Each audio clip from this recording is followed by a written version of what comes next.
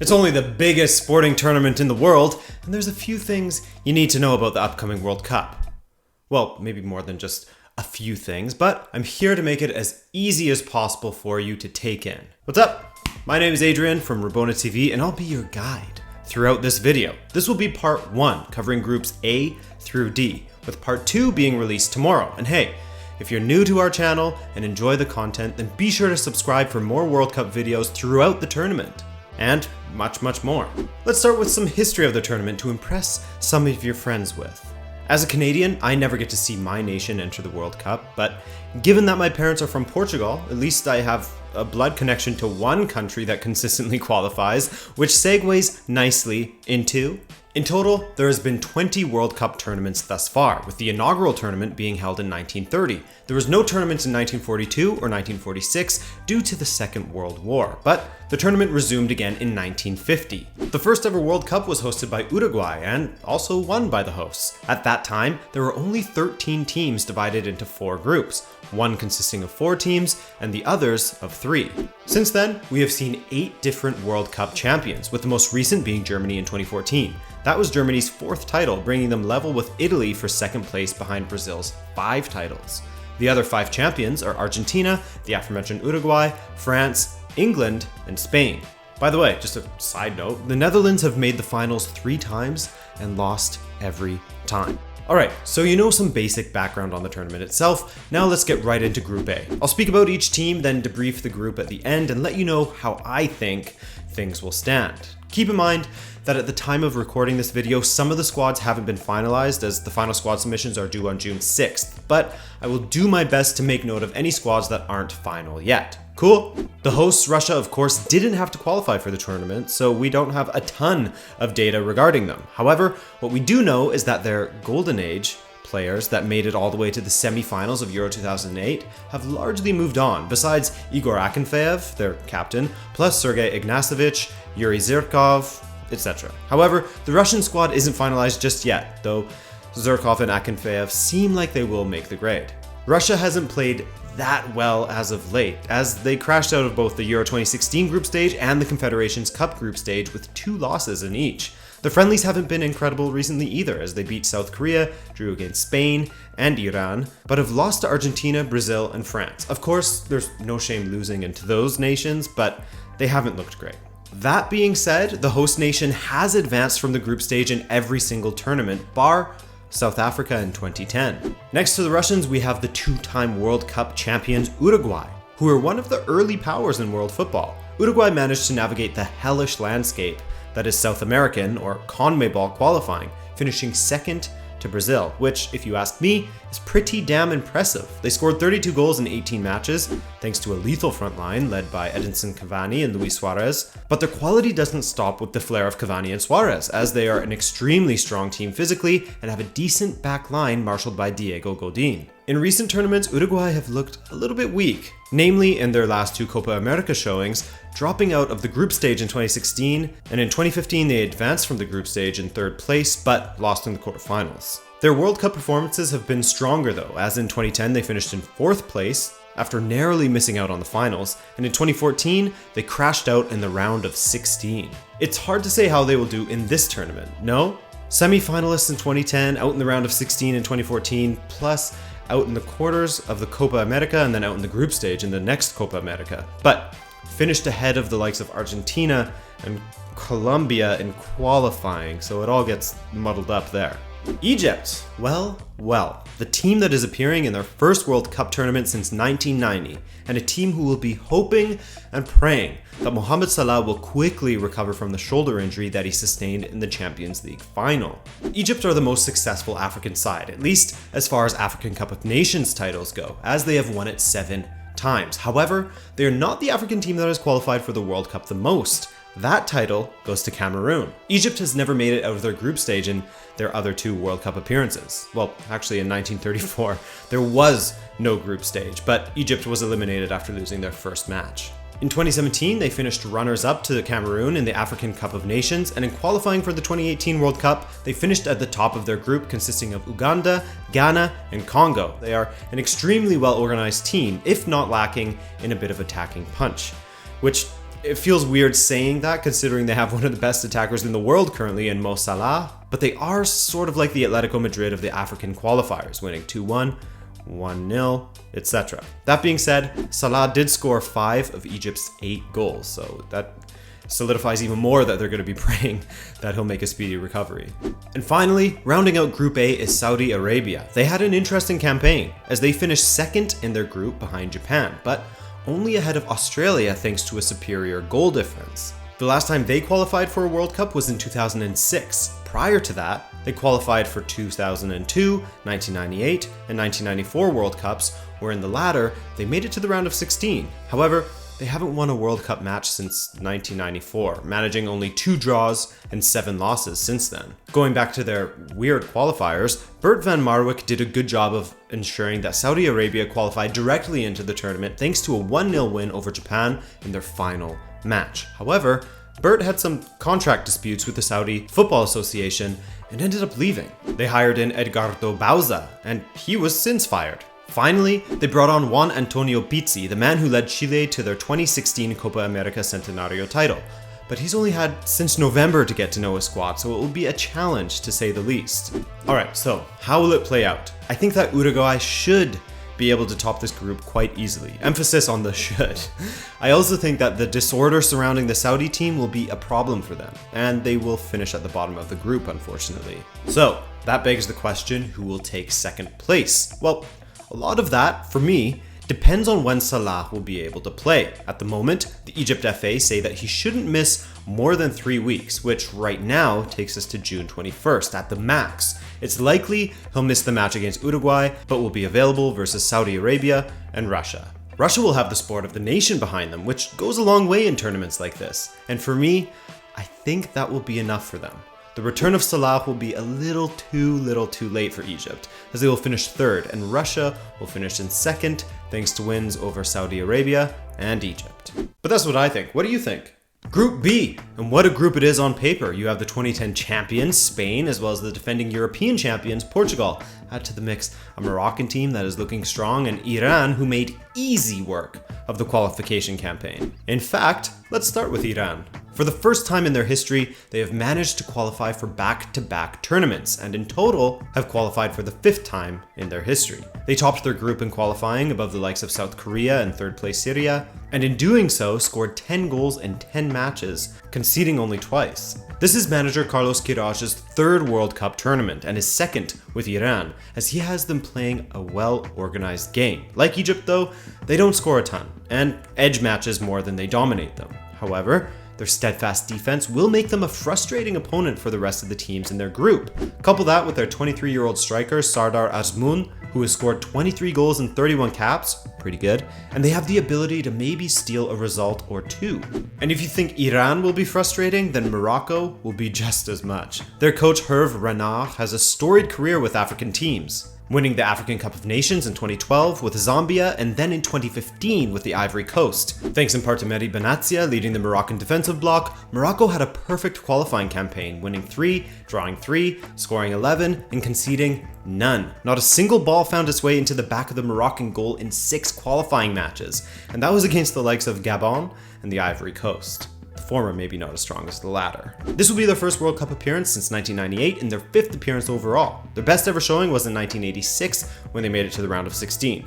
This year, they have some pretty exciting players to watch like Nail Dirar, Younes Belhanda, Hakim Ziyech, etc. España. What can you say about Spain? That country is absolutely spoiled with talent. And it came to a head in the time from 2008-2012, when they won back-to-back European championships with a World Cup in between. That's a nice little sandwich. That Spanish side is up there with one of the best and most dominant national team dynasties, if you ask me. In qualifying, they breezed through, despite having 2006 champions Italy contending for the top spot. In the end, Spain won 9 of their 10 matches, the one blemish being a draw with Italy, and scored 36 goals, conceding only 3. In recent friendlies, they tied Germany and beat Argentina 6-1. So, it's safe to say that they're going into this competition in pretty decent form. And finally, Portugal, unlikely winners of the Euro 2016 tournament who had an almost flawless qualification campaign as well, winning 9 and losing just once. In that time, they only conceded 4 goals, and despite having an identical record to second place Switzerland, they avoided the playoffs thanks to their superior goal difference. Portugal looked pretty clueless in the 2014 World Cup at times, crashing out of their group consisting of Germany, the USA, and Ghana. In last summer's Confederations Cup, they went out thanks to one of the worst displays of penalty taking ever against Chile, missing all of their first 3 shots. They ended up beating Mexico in the 3rd place playoff though, so But going into this tournament, things look decent for Portugal, as Ronaldo is in solid form coming off of another Champions League winning season, and some of the new blood is looking really good as well. Also, Portugal have only lost 1 of their last 9 group stage matches, dating back to 2006 World Cup, and not including friendlies, have only lost twice since the 2014 World Cup.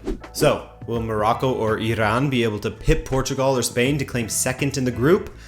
Hard to say. I think that Spain will top the group, and then the fight for second will be between Morocco and Portugal, with Portugal just managing to slip through. Don't completely count out Iran though, as Carlos Queiroz will relish the opportunity to beat his former team, Portugal. But seeing how Portugal played against Belgium in the friendly this past weekend, they could be stronger than people think. Alright, to Group C, where we have France, Australia, Peru, and Denmark. Starting with France, who have endured a roller coaster of tournament results since they won it in 1998. 2002, out in the group stage. 2006, runners-up. 2010, out in the group stage. 2014, quarterfinals. Then, in Euro 2016, they look as if they had recaptured the magic that propelled them to a World Cup victory on home soil in 1998, only to fall to Portugal in extra time. They topped their qualification group with 7 wins, 2 draws, and a loss, though surprisingly, despite the wealth of talent available to them, scored less goals than both Sweden and the Netherlands, the teams in 2nd and 3rd place. However, that wealth of talent is exactly what makes France one of the tournament favorites to lift the cup on July 15th. However, they have only won 3 of their last 12 group stage matches, so there's always seems to be a bit of instability within the French team, and some of that instability is in their back line, with Rafa Varane having a big task ahead of him alongside Samuel Umtiti. It's mainly in the fullback positions that they...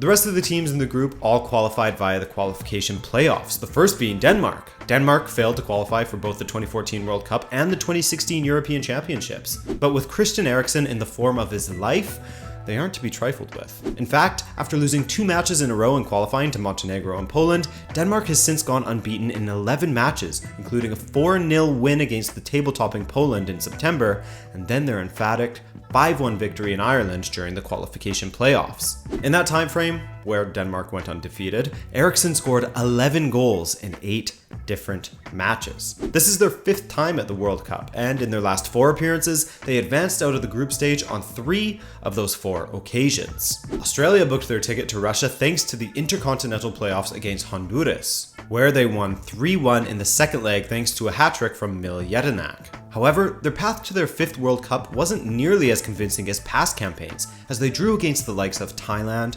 Iraq, and Saudi Arabia, thus finishing in 3rd, and having to go up against Syria in the Asian playoffs before taking on Honduras in the intercontinental playoffs. However, following qualifying, coach Postecoglou, the guy who led Australia to an Asian Cup in 2015, resigned. Now they will have to see how the new coach, Bert van Marwijk, does with a team that he only signed on with at the end of January. Certainly not an ideal situation going into your 4th consecutive World Cup. It'll be interesting to see who steps up as far as goal scoring goes for Australia, as Tim Cahill is now 38. Despite that, he managed to score 11 goals in qualifying. Aaron Mui and Mil Jedinak are the other obvious choices, though the latter isn't exactly known as a goal scorer and more of a setup man. He's great from the penalty spot, however, so there's that. Their 4-1 loss to Norway and a 0-0 draw with Colombia don't exactly instill confidence in the Socceroos going into Russia. And finally, Peru, who qualified for their first World Cup since 1982. They booked their spot at this edition of the World Cup by overcoming New Zealand in the Intercontinental Playoff. Prior to that, however, they managed to finish above Chile in the South American qualifying, thanks to a slightly superior goal difference. Peru +1, Chile -1. Damn. Now, when I first started writing this preview up, Peru were looking like they would be forced to play without their captain and all-time top goal scorer, Paulo Guerrero, due to him testing positive for trace amounts of cocaine. In reality, he had ingested a traditional South American drink made with coca leaves, thus having a sort of derivative of the drug. But by no means is he a drug user. However, just last week, his ban was overturned, and thankfully, he'll be able to play. Overall, I think that France will have been happy with this draw, but it won't exactly be a cakewalk for them, with the possibility of an upset looming over each match. Australia will have to come together quickly under their new manager, and Peru will be boosted by the news that their captain can play. Ultimately, I think both Australia and Peru will fall just short, with France and Denmark moving on to the knockout round. Group D. Argentina, Iceland, Croatia, and Nigeria. Now this is a tough group to call. Let's start with the Super Eagles. Since they first qualified in 1994, Nigeria has qualified more than any other African nation, and in this past qualification campaign, they made it look easy, breezing past African Cup of Nations champions Cameroon, Zambia, and Algeria, winning 4, drawing once, and losing once. In fact, they would have had even more points in qualifying, but they fielded an ineligible player versus Algeria, and the match was retroactively awarded to the Algerians. They have a pretty interesting squad as well, with the likes of Iheanacho, Iwobi, Ndidi, Captain Obi Miguel, Victor Moses, Igalo Onazi. I'm definitely looking forward to watching Nigeria in this tricky group.